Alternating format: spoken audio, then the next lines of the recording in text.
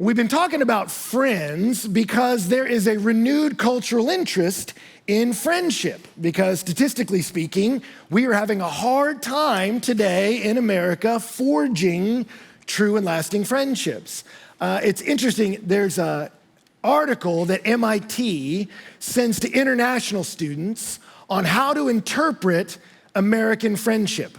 I just thought as we began today, you'd be curious to hear that. How does the Massachusetts Institute of Technology warn international students about their attempts to befriend you and me? Have you ever been confused about how, quote, friendship is defined in the American culture? Americans often call other people their friend very easily. It's a term used loosely, perhaps because the English language does not offer any viable alternatives. The usage of friendship may be very different in your country. An analogy that struck a chord with many international students is the comparison of Americans to peaches and other nationalities to coconuts. Americans are soft on the outside, meaning they're easy to approach, but the pit is harder. It's harder to get to know an American really well and to create a real friendship. In contrast, many of you come from nations that are more like coconuts. It's hard to get inside, but once you are there, it is pleasant, and you are real friends when you've gotten through the tough exterior. If you would truly like to get to know an American, ask them if they would like to get a coffee or lunch sometimes. And yes, they might even suggest, let's get coffee or let's get lunch, but then it seems like they don't really mean it. However, if they're serious about it, they will propose a time or place. Or if you would like to make sure they are serious about it, suggest a time and place and see if they follow up. Also, Americans really value their time, which is tied to their privacy and independence. They are so polite that they don't want to say, I don't have time to meet up. They would rather say, sure, and then not follow up with you. Which is called lying, by the way, just a little commentary there. They don't want to overcommit. And if they don't have time or interest, don't take it personally. I encourage you to keep trying to make friends with us Americans. Those of us who have traveled and studied abroad may be even more open to having international friends. I love that last sentence. It just feels a little condescending to the rest of us that don't travel that much. Those of us who travel might be better friends. Like, really? Did the plane do it to you? Suddenly you became friendlier? Come on. But I don't know which you are, and we can discuss this. Some of you may go, well, is that a fair commentary? I don't know. But either way, whether you are a peach or a coconut, all of us maybe have had that experience. If you go, man, I am hitting a hard exterior and having trouble getting into a real and lasting and meaningful friendship. That's where many of us are today. We're having a hard time forging good friendships. And last week, we started where you should start, the reality that it's a danger to take a God-sized need for love and try to shove it into a human relationship. Because human beings can't carry the weight of that need of affirmation in us. So we started where you should start, that we need to get a friendship with God first. And that's the incomprehensible offer that Jesus put on the table, that we can be friends with God. And Jesus Christ was the standard of that friendship. He said, let me show you, greater love has no one than this. Then he laid down his life for his friends. And then he was the source of that friendship. I'm laying down my life for you so that you might come into a relationship with me. And I'm removing the barrier that would give you intimacy with God. And so we get to know the love of God, and the scriptures tell us it's the beloved that can love one another. That love embraced becomes love extended. That when I know grace, I can show grace. When I've tasted of God's kindness, I have so much that it can overflow even to you. So we can be a fountain in our relationships and not just a drain to people when we tap into the inexhaustible love of God first. But now as we turn towards human relationships, I want to turn towards the book of Proverbs, because Proverbs is in the wisdom literature in the Old Testament. Wisdom literally means skill. It's the skill of understanding how the world works and how to work within it. And all the wisdom literature in our Bible has much to say about how to be and how to discern true friendship. Because the scriptures understand what I think is obvious to us if we spend even a minute thinking about it, and it's that those around us shape us. That whoever gives you counsel will shape your character. So it matters who you associate with. They shape you. They will physically shape you. Harvard did a study about body weight and found that our body weight typically matches the body weight of our friendship group. Your friends will literally shape you. And not just physically, what music you listen to, whether you are more likely to be critical or negative, what vacations you like, what TV shows you watch. I read an article about the power of the word everyone to shape behavior. Everyone's watching that show. Everyone's wearing those kind of pants. Everybody's saying this. Everyone's on that app. Who's everyone? It's everyone around you. And yet the power of that statement begins to conform our behavior, that we become like those who are around. We're like a geode. It's fascinating. When we moved in our yard, there were all these geodes. I don't know what that is. It's a rock that if you break open, you can open it up, and many of them have crystals inside, and they're really beautiful. And so my kids got excited. They're like, let's crack open all these geodes. And some of them, we'd crack them open, and they were beautiful crystals. And then some of them we'd crack open, and it was disgusting inside. And my kids were like, Dad, what forms a geode? I'm like, well, it's obvious, kids. Just give me a minute here. And but of course, your father knows.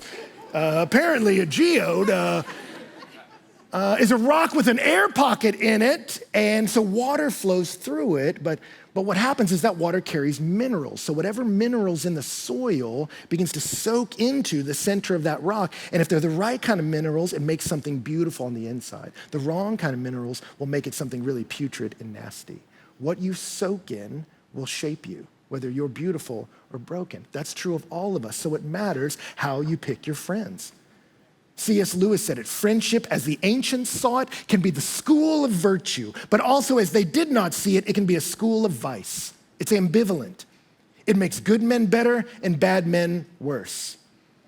Your friendship group can help you start an addiction, or they can help you get free from one. Your gang of friends can help you get into college, or they can lead you to take a life. That where our friends go, we go. So we need to be wise about how we select friends. And yet here's something interesting. When we look in the Old Testament, we looked at the New Testament last week, that the word most often translated friend is pilos, built off the pil stem, which means to love, beloved, someone I care about. In Hebrew, it's even more interesting. The word most often translated friend is the word rea. It's translated 41 times as friend, but it's translated 104 times as neighbor. And you go, well, what does that mean? Well, it's interesting. Halot, which is the dictionary of Hebrew and Aramaic words, says this. A rea, which we translate friend or neighbor, the person with whom one is brought into contact and with whom one must live among. It's real descriptive, isn't it? That basically means anyone nearby. And so as you see in the Bible, in the Old Testament, a rea can literally mean this guy or someone I lay my life down for. It can mean someone you wave to, someone you have a meal with, or someone that you would give everything for. It's a word that, like many words, its content is shaped by its context. And yet there's something brilliant about the way that works. Derek Kidner points this out in his commentary, that as you look in the book of Proverbs, this wisdom literature, you see that there's so much on the front end about how to be a good neighbor. And then as you're a good neighbor, you begin to start to see, but how to discern who's a true and lasting friend. Because what he's coming towards is what's obvious to many of us. Your people around you is the seed bed from which friendship grows. So before we start talking about how to discern and how to be a good friend, you have to start, as Proverbs does, with how to discern and be a good neighbor. Plants grow because of the nutrients in the soil. And what kind of nutrient are you putting in the soil of your neighbors, those around you at work, at church, in your neighborhood, will determine whether you can grow beautiful and lasting friendships. So let's start with how to be a good neighbor, and then we'll start talking about what's a true and good friend. To be a good neighbor, the North Star is actually given to us in the law, and it's in Leviticus 19:18. God says, you shall love your rea, your neighbor, as yourself. So for the person who knows God, how are we supposed to treat our neighbors? You're supposed to love them as much as you love you, meaning what I do is meant to be for their benefit, to help them be who they're meant to be under God. That's the Christian standard. We love our neighbor. And then Jesus clarified, who is your neighbor? He says, anyone within your view that has a need. So I'm talking about anyone around you culturally. And so Proverbs fleshes that out on the street. That's what Proverbs is. Okay, love your neighbors. How do I skillfully do that in the world? And you get Proverbs like Proverbs 3:27 that says, do not withhold good from those to whom it is due when it's in your power to do it. Don't say to your neighbor, go, come again, tomorrow I'll give it to you, when you have it with you. What he's saying is if you have the power to do good to somebody, do it. Unless you're clearly being taken advantage of, and there's passages about that you don't enter into an unhealthy version of that, but the idea is be inclined to be a helpful presence. You see a neighbor's trash can left out, you can whine about it, complain about it, shake your fist and say, this city, or maybe you just bring it in for them. That's a crazy idea. But we can start being people who say, you know what, if there's some good, I'm inclined to be a helpful presence in this community, especially with the people around you. And then conversely, in verse 29, it says, do not plan evil against your neighbor who dwells trustingly beside you. Do not contend with a man for no reason when he's done you no harm. So it says, man, I want to help people, not harm them. So I'm not going to pick fights. I'm not going to contend. I'm not going to look for things to be nitpicky about. How much would Twitter change if we obeyed this passage in Proverbs? I'm not gonna look for things to nitpick about to death. I'm not gonna try to harm people with my words. Proverbs 11:12, whoever belittles his neighbor lacks sense, but a man of understanding remains silent. Proverbs 25, argue your case with your neighbor himself. Don't reveal another's secret, lest he hears you, bring shame upon you, and your ill repute have no end. I see a neighbor doing something I don't like. Maybe some of you have had that. I got a neighbor who always leaves his trash out. Well, what you can do? You can take pictures of it, post it to all your friends. Hey, InstaFam, check this out. He's at it again, y'all. Or you could be like a friend of mine who decides to help, and then the person says, hey, thank you for doing that. My mom's been sick. I've been spending a lot of time away from home, and I'm missing out on some key ways of taking care of things. And you'd feel like a real idiot if you were rocking some Insta story about your neighbor who really could have used your help. And so we help people. We don't harm them in our words and in our deeds. And it says, man, we are so kind, we are disarmingly kind. Do not rejoice when your enemy falls, and let not your heart be glad when he stumbles, lest the Lord see it and be displeased and turn his anger away from him. Proverbs 25, if your enemy's hungry, give him bread to eat. If he's thirsty, give him water to drink, for you will heap burning coals on his head and the Lord will reward you. It's not saying literally leap burning coals upon your neighbor's head. It's saying if you are doing good to someone who's not nice to you, you're creating the possibility for them to feel ashamed of their bad behavior. And you're trusting that the Lord will bless you. So to be oversimplified, what it's saying here is we, the people of Jesus, are kind, we're not cruel. We help, we do not harm. We seek to advantage those around us, not take advantage. And when we do that, we can shift a culture. Proverbs 12:26 says, the one who is righteous is a guide to his neighbor, but the way of the wicked leads them astray. Some of you have seen this. I've seen it lately. I've been on a lot of airplanes. And there's this new thing now on airplanes where as soon as the plane lands, everyone gets up and sees how far they can run up in the aisle. I don't know if you've experienced that. It's like, when did we stop taking turns? People are like, and you can feel the tension rise in the plane, like all of you are potential enemies. And you can feel the temperature rise physically. And then I was on a plane the other day where, man, the plane landed and this woman just stood up right away. She was an older woman. And she looked over at a guy and said, hey, the young man with me can't see. Can you help us? I can't lift his bags and he needs help. And the guy was like, absolutely, I can help you. And as soon as he said that, everyone else on the plane was like, do you need some help getting your bags? Let me help you. Someone's grabbing my bag and I'm like, I'm fine, I don't need you. Okay, thank you. And you realize you're like, whoa, he didn't just help this lady. Like he helped all of us be civil human beings. That a little bit of kindness can shift a culture, right? One who is righteous is a guide to his neighbor. Someone says to me, hey man, I'm cool with someone if they're cool with me. But if they're not cool with me, I'm not cool with them. Okay, so you're a follower, not a leader? Is that what you just said? My behavior is entirely determined by the behavior of other people? Then you're not a leader. A leader goes first. It's the definition of a leader. Proverbs saying the righteous person goes first and says, you know what, I'm not gonna sit here and be like, man, everyone in this town's so mean, man, everyone's so rude, everyone drives crazy. Well, a lot of them do, but you can be a change agent. You can do something to shift the culture. Some of you have felt that. You walked into a room and you're like, these people aren't nice, and someone's like, I love your jacket, and you're like, oh my gosh, you are my best friend now. Like in just a little statement changes the game, right? When I first moved to our new house, Miss Rosa. Many of you know Mrs. Rosa and Mike. She invited us over to her house, which was such a cool thing to do, like a neighbor welcome thing. But she didn't just invite us, she invited everyone on the street. And I thought like, oh man, this is how they roll here. This block's awesome. And I found out through the course of it is a lot of them hadn't met each other. That this was the first time. But man, they all began to interact. And let me tell you something, now, like years later, when people walk out their doors, they wave to each other, they check in on each other. When someone's sick, everybody knows we're helping them. And this whole vibe has changed. And I'm watching neighbors talk about that. Wow, there's a new light, there's a new spirit on our block. And you're like, yeah, there is. Because someone with the Holy Spirit said, you know what, I'm gonna shift this culture. I'm not gonna wait, and I'm not just gonna complain. I'm gonna be kind, not cruel, and I'm gonna watch a culture change because I'm neighborly. And it created the seedbed for friendship to grow. That's how it works. That's how we're meant to be. When we first started Passion City Church in this city, I remember I was wondering the question, how do churches relate to each other in the city? I've been places where churches see each other as a rival. And so when I showed up here, I wasn't sure how that was gonna work. And almost right away, a pastor here in the city invited me to a breakfast with all these pastors together. And I found out through the course of the breakfast that Pastor T.L. Rogers, who I now count as a friend, had started this breakfast. He had been pastor in DC for decades, grew up here. And yet he watched all these shifts happening in the city over the last few years. Economic shifts, where suddenly in neighborhoods, people with a lot of money, people with no money are living next to each other, but they're not neighbors. Or maybe we're neighbors, but we're not friends. And he said, I saw the age change. There's people aging out and all these young people coming in. I saw ethnically tensions. It's a lot of historically black churches, we're seeing their people move out outside the city and a lot of white people moving into the city. He said, I just watched all these places where society usually frays ethnically and socioeconomically. And I saw this and saw, hey, we can let all that into the church, or we can say, let's do something about it. And so he threw a breakfast and invited everybody, and they came.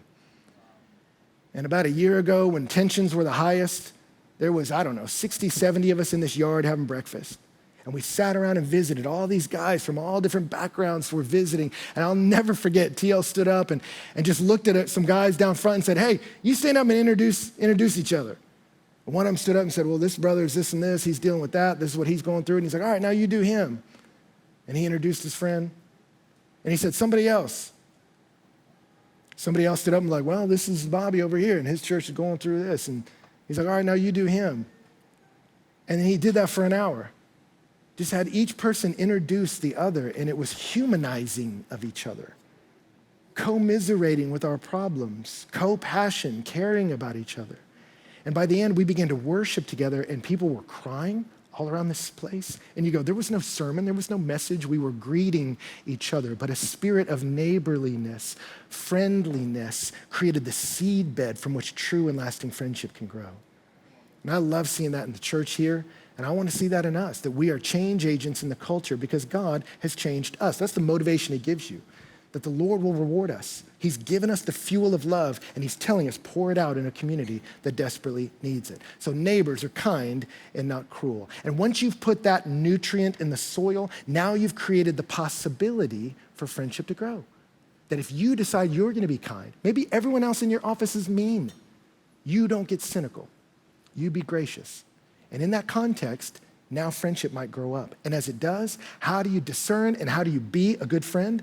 Let me move swiftly through 5 points. Number one, a true friend is constant. A true friend is constant. There's a constancy. Tragically, fair weather friends are abundant. Proverbs 14:20 says the poor is disliked even by his neighbor, but the rich has many friends. Proverbs 19:4 says wealth brings many new friends, but a poor man is deserted by his friend. Tim Keller says this shows us the painful truth that most relationships are transactional. Anybody resonate with that in this city? That is, people seek out other people to get economic, social, or emotional benefit from the relationship. So when someone becomes poor or loses their social utility, they're shunned and avoided by their so-called friends who never really were friends. But a true friend doesn't see you as a means to the end, but you are cherished yourself. That's the challenge. Some of you have felt that. Maybe you became rich, maybe you became successful, and suddenly you realize, I can't tell who really cares about me and who just wants to use me. Or some of you maybe lost it all, and you go, man, suddenly people aren't texting me back now that I'm struggling. But a true friend is constant. They keep showing up on the good days and the bad ones. Proverbs 18:24 says, a man of many companions may come to ruin, but there's a friend who sticks closer than a brother. He said, you may have many companions. I love that we translate it with that word. Companion means with bread. There's a lot of people that want to sit around with you when there's bread on the table, when things are going well. He said, but if you have many companions, you still might get shattered. That means difficulty may come, and when you shatter, they'll scatter. He says, but there is a friend, and notice he uses the singular. That means there aren't a lot of these. But there is a friend that when everyone runs out, they come in. There's a friend that'll stick while you shatter. And that's how you know a true friend. Fake friends scatter. True friends stick. And a true friend sticks with you, even when your world shatters. Sometimes that's the best way to know who you got. Time and trouble are good ways to discern if you got a lasting friendship. I remember when I injured my back seriously, and was laid out on the ground and wasn't sure if I would be able to function, physically function, and so much of my utility in ministry was lost. Couldn't preach, couldn't do anything. And in that moment, it was wild. There were some men that began to call me, that we were acquaintances and friendly, but when they saw me in crisis, it kickstarted something in them. And one of them called me and said, I can't stop praying about you. He was getting emotional talking about it. He was like, man, I love you, and what can I do to help you? Another one called me and was like, hey, I found out what happened. I'm calling everyone in the medical community I know to try to set you up to win. Didn't even ask me, just started making moves. And for these guys, we're not in the same age demographic, stage of life in so many ways, but all the superficialities begin to shrink because they saw someone in need and there's a friend that sticks when your world shatters. And that's one of the best ways you know you have a friend, is they move in when other people move out. But those kind of friends take time to build. Proverbs 27:10 says, do not forsake your friend or your father's friend, and do not go to your own brother's house in the day of calamity. Better is a neighbor who's near than a brother who's far away. Fascinating in a culture that prioritized family relationships, that, hey, as you're in a neighborhood, you're gonna meet some friends, and you're gonna have some friends that were your dad's friends. That means there's some longevity to this relationship. You wanna invest in that because they'll be there over time. And so let me tell you something, to have a friendship like that, that'll be there over time, takes time. It takes your time. That, hey, when they're struggling, I'm gonna be there. Proverbs 17:17 says, a friend loves at all times, and a brother's born for adversity. That a friend will love you in the good times and bad, and when adversity comes, I'm right here with you, and I become family with you. That's important. Donna and I felt that here. Remember the day we were moving from one house to another? We were literally mid-move, our furniture on the street, when we got a call that a dear family member had passed away. And so our relational world shattered right in the middle of a physical move with our belongings on the street. And in that moment, I realized we are in crisis, and I had to do what I don't like to do. I sort of sent an SOS out to people in our church. Hey, we need help like now. And we had an army show up at our door and just solve it. Just help take care of us. And you look at that and you go, man, that's awesome, but it took them time. It took them energy. It took them money. It crushed their plans. But that's what friendship does. It says, I'll move in when others move out. I'll stick when your world shatters, right? And so let me challenge you. If you're not willing to inconvenience yourself for someone else's advantage, you're not a good friend, because a good friend does that. They're born for the day of adversity. But that doesn't mean you're a yes man. That doesn't mean you do whatever your friend says. That's the second thing, is a true friend has candor. A true friend is candid. Proverbs 27:5 says, better is open rebuke than hidden love. Proverbs 25:6 says, faithful are the wounds of a friend, profuse are the kisses of an enemy. An open, direct, even at times severe correction is more beneficial to your life than a love that never expresses itself. Because if someone loves you and never tells you, it has no impact on your life. But an open rebuke creates the possibility of positive change. It's empowering you to make a move. And in fact, a wounding, something that hurts from a friend, should be welcomed, because you know they're devoted to you, they're trying to help you, so they're saying something hard for your good. It's the enemy that's not willing to speak a word to you that they know might hurt your feelings, because they just want to use you, right? So if you never rebuke somebody, if you never correct them, you may not really be their friend, because you're more worried about how they view you than whether or not they're growing and maturing under God. A good friend will risk being rejected for the sake of your good. It's the enemy that profuse in kisses, because they'll set you up to fail. Proverbs 29:5 says, a man who flatters spreads a net for his feet. It uses the language of a trap for an animal. Someone who just flatters you, only compliments you, only says positive things, they lull you into a false sense of security, and then you can step into real danger. I thought about that years ago, every time I was forced to watch American Idol. I say forced because I don't do awkward very well. I can't stand it. And so you watch a show and there's people there that were truly gifted. And then there were some other people that were not at all. And yet they stood there in front of America and sang, and people laughed at them and mocked them. And the whole time I watched that, I'm like, where were your friends? Like, maybe you were just a fool. Maybe you had people around you saying, don't do this. And you're like, I got this. And they were like, oh man. Or maybe you had people around you that you're like, I just want to sing. And they're like, do it. You got the voice of an angel. And they're like, oh my gosh. And they failed you. And they let you get in front of America and make a fool of yourself because they weren't good friends. You don't need that. You need someone that will risk being honest with you, even if it hurts you, because they're there for your good. It's interesting, I'm reading through the life of David with my kids. We do little Bible readings at breakfast, and we got to David's son Adonijah. Adonijah tries to usurp his dad, become king, and ends up getting murdered. It's a pretty bad call that this arrogant, petulant little child ends up losing his life. But when they're assessing him in 1 Kings, it says of Adonijah, his father never at any time displeased him by asking, why have you done thus and so? So it puts the blame on David. David failed his boy because he never displeased him. He never pushed back. He never said, I don't think that's right, son. He didn't discipline him. So I asked my kids, I'm like, what would happen if I never rebuked you? What would happen if I gave you everything you wanted? Like, we'd become arrogant. It'd be like Willy Wonka in the Trolley Factory. And I'm like, exactly. You want to be like a gloop? Is that what you want? No, of course not. So the reason I don't give you everything you want, and the reason I rebuke you when you do wrong, is because I'm not trying to unleash a petulant child upon the world. Trying to save the world from what you might be. And I'm trying to save you from stepping out in the world and being someone who doesn't know how to function well in society. It's because I love you. I say hard things to you at times. And it's true for all of us. Proverbs 28:23 says, whoever rebukes a man will afterward find more favor than he who flatters with his tongue. It's easier in the moment to just say, that was great. It's harder to rebuke. And yet, sometimes it takes a little bit later, and you go, you know what, that person was a true friend. I had a friend that early on when I would preach, he was a pastor, and he would tell me, hey, you said this, and I know what you meant, but here's what it sounded like, and how offensive that was. So you may not want to say it that way. And every time he would rebuke me, it was so deflating and discouraging, but he made me a better preacher. And so I never enjoyed it in the moment. I'm deeply grateful now, because he was willing to risk the awkward for my good. And yet they're not just candid with you, we'll be honest with you. Number 3 is that they counsel you, that they're candid with you so they can give you good advice. Or I would stay further and say, and give you godly advice.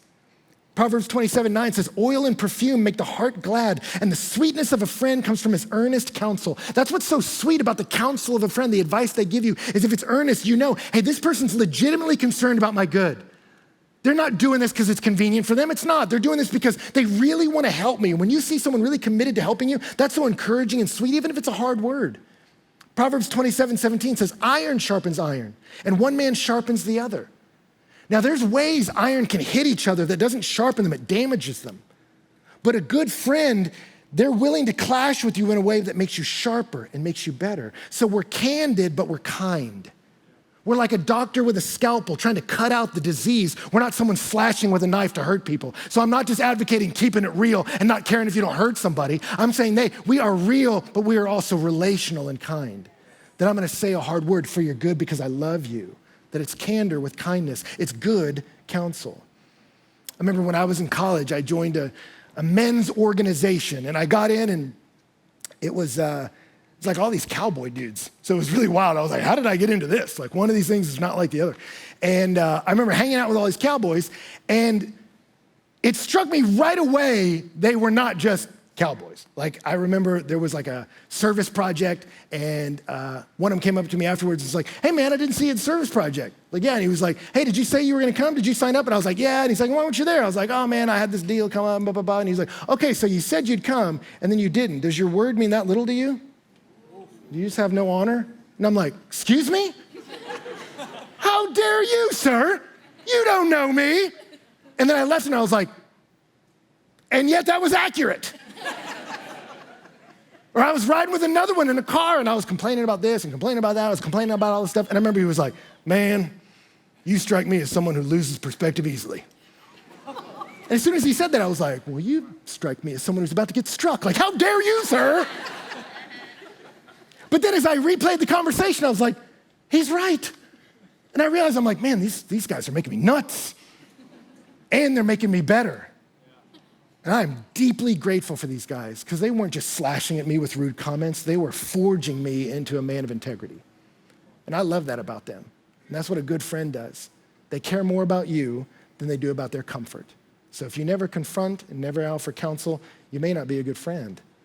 But a good friend says, I'm going to speak the word to you because I want to ultimately help you. It's a sweetness. I want to help you be who you're meant to be under God. Number 4 is a true friend is a confidant. A confidant. Proverbs 16:28 says, a dishonest man spreads strife. A whisperer separates close friends. Proverbs 17:9 says, whoever covers an offense seeks love, but he who repeats a matter separates close friends. That you need someone that you can share your heart with, and they won't share it with everyone else. You need to have a confidant that you go, I need to process with. Not all my thoughts are right. Not all my feelings are right. I know I needed this, and it was so sweet to find it. Friends that I would say, let me try to process what I think and what I feel, and I know maybe 30% of the words I'm about to say aren't what I really think and aren't right. But you're not just gonna wait for a line and then publish it to say, oh, you can't believe what he said. And you're not gonna try to get my words but miss my heart. But I need to have friends that I can just be candid with as I process. And in that candor, there's counsel, and they sharpen me and make me better. You need that. You need someone that you can be real with. I tell people in your life, if it's your heart is like a house, you need all the lights on with somebody. That doesn't mean you need to confess all your sin to everybody, but you need to have somebody that can know everything about you and still love you. You need that. You need a couple somebodies. And for me, I needed friends like that. And let me just tell you this, if you have a friend that they tell you dirt on everyone else you know, they're probably not a good friend to you either. Because if they're trading in secrets to get status, you know they're trading on yours too. And if you have a propensity to do that, you're not a good friend. And you need to change that behavior because the whisperer separates friendships rather than forges them. And the last one is a true friend has class. I don't know if that's the right way to say it, but a true friend has class. I got caught up on the C's. They have tact, is how Derek Kidner says it in his commentary, which is fantastic on Proverbs. They have tact. And what he means is they know how to engage with you because of their awareness with your feelings. Proverbs 25:17 says, let your foot be seldom in your neighbor's house, lest he has your fill of you and he hates you. Isn't that great? It's just such practical counsel. Like, go see your friends, but not too much.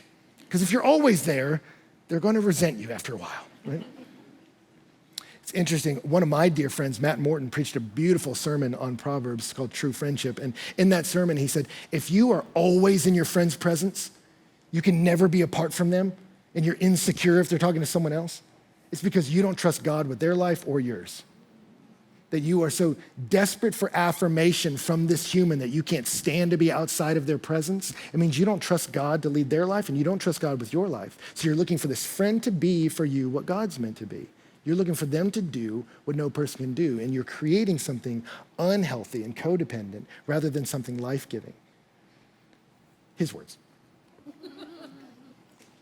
Proverbs 27:14, whoever blesses his neighbor with a loud voice rising early in the morning will be counted as cursing. You got to know when to be quiet.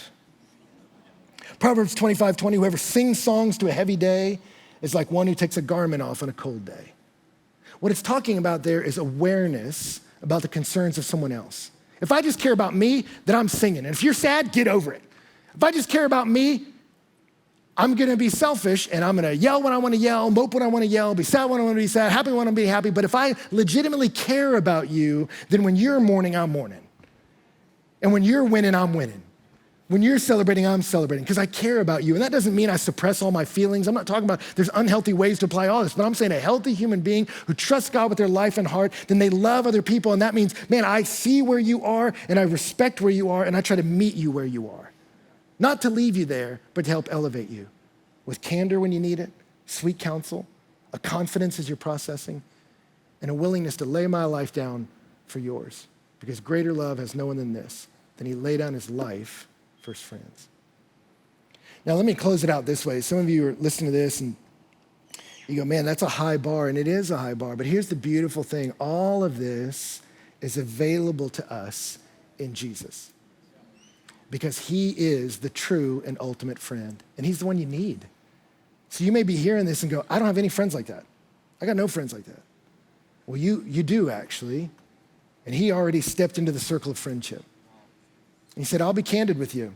You're beautiful in the image of God, but you're broken because of sin. You're a mess. But I didn't stay back. I'm constant. I didn't leave when you got gross. I stepped into the fray. And I took on your adversity. I took on your sin, your shame on the cross. That's what I did. That's the love of this friend. I will step out of my advantage and convenience in heaven, and I will disadvantage and inconvenience myself for your good. I will disrobe from my glory so you can taste of it. I'll step off my throne so when I come back to it, you can sit there with me. That's a good friend. That's what the king did for you. So you may be looking here and going, man, I don't think I have a friend. You have a friend in Jesus Christ. And the first friendship you need to get right is his. That if he came for me, then I say yes to him. If he can fill this ache in me, then I'm bringing it to him, the true fountain of lasting joy. And Lord, would you love me, heal me, forgive me, rebuke me, but then counsel me, and call me to be something else, care for me. And then, Lord, can I believe that the love you shed abroad in my heart can overflow the banks to others? So I can participate in relationships where I'm putting friendliness, neighborliness into the culture. I'm not looking to extract from everybody. I can bring something to give. I can disadvantage myself for their advantage, not in a codependent way, but in a healthy way that shifts the culture with kindness.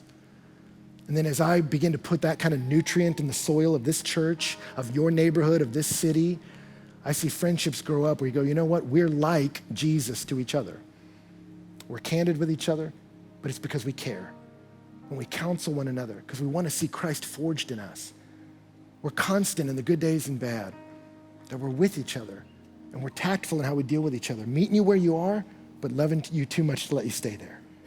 And I'm praying, Lord, will forge those kind of friendships in this house. So as we close, some of you, let's be honest, some of you may be listening to this and you go, I haven't been a good friend. Maybe you need to text someone today and say, hey, I didn't know what to say, so I said nothing, and nothing saying something. So I just want to say I don't still know what to say, but I love you. Or some of you may be looking and going, hey, I need a different set of friends.